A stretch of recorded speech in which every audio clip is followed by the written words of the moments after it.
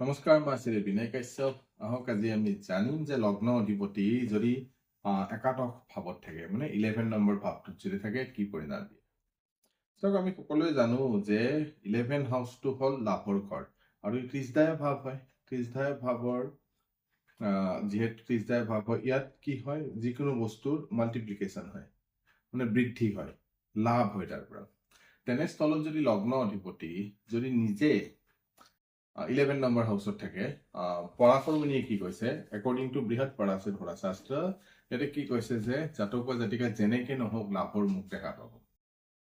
যিকোনো ক্ষেত্ৰতে হ'ব, তেওঁ লাভ হ'বই। কাৰণ কিয়, লগ্নৰ অধিপতি 11 হাউচত থাকিব, লাভ হ'বই।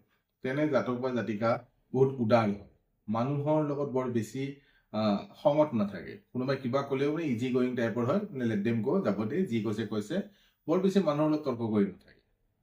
যিকোনো বস্তুত কৰ্ম কৰিলেও মানে কি হয়, তাত তেওঁলোকৰ লাভৰ পৰিমাণ লাগাতকৈ বেছি হয়।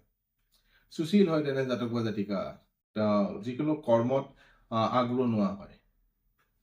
যিহেতু ত্ৰিশদায় ভাৱৰ অধিপতি হয়, কিছুমানৰ মতে 11 হাউচটো বেয়া ঘৰ, তাৰ কাৰণে লগ্ন অধিপতি যদি 11 হাউচত থাকে বেয়া নিগেটিভ ৰিজাল্ট দিয়ে। কিন্তু বৃহৎ পৰাশৰ হৰাশাস্ত্ৰ মতে পৰাশৰ মুনি ইয়াক নিশ্চিত কৰিছে যে লগ্ন অধিপতি যদি 11 হাউচত থাকে তেনেহলে সদায় ভাল ৰিজাল্ট দিব, লাগিলে সেইটো শত্ৰু ৰাশিয়ে নহওক কিয়, লাভৰ পৰিণাম বৃদ্ধি কৰিবই। আৰু যিহেতু এইটো ডাঙৰ ককায়েকৰ ঘৰ, বায়েকৰ ঘৰ হয়, এইটো মানে এল্ডাৰ চিবলিঙৰ ঘৰ, তেওঁলোকৰ পৰাও জাতক বা জাতিকে যথেষ্টখিনি লাভ দেখা পায়।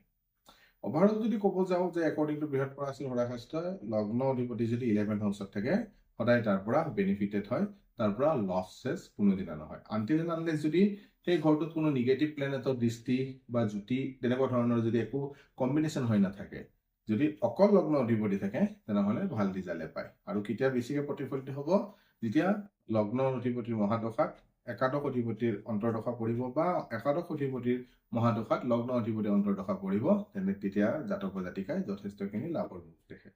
আশা কৰো এই ভিডিঅ'টো আপোনালোকক জ্যোতিষ শাস্ত্ৰ বুজাত অলপ হ'লেও সহায় কৰিব। ধন্যবাদ।